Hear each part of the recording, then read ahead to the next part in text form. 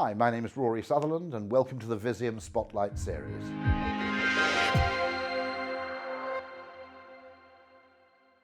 The bigger way in which consumers use brands is just to create a kind of floor of acceptable tolerance for a repertoire of brands.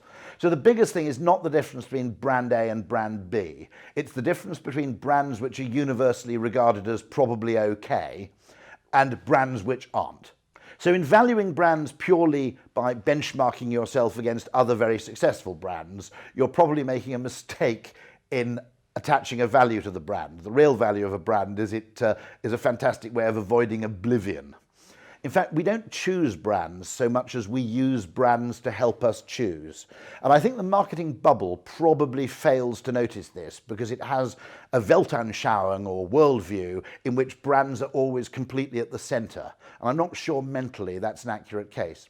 I think this whole question of engagement is in danger of getting overblown simply because what neuroscience and behavioural science reveals is there are quite a lot of brands which are successful precisely because people can buy them in a disengaged way. Quite a lot of brand success is down to being the kind of product which people can buy without thinking too much about it because they're already confident and they already know what they need to know. So be careful about this stuff. The idea of engagement is hugely important in service brands and in cases where you have a customer service or customer experience component.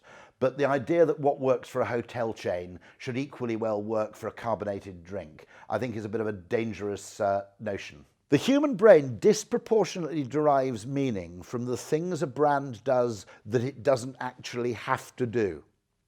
Five Guys, you order a small fries, they fill the cup, and then they take an extra scoop and put it into the bottom of your bag. Contractually, they don't have to do that. The fact that they do is much more eloquent than making the cup bigger. So I think understanding that great service brands are often about what you might call discretionary effort is really important, simply because when service brands are run by finance, those things that are meaningful to the consumer are the first thing to be cut. And fighting that fight and fighting that battle is one of the most important things that marketers with service brands can be doing over the next 20 to 30 years.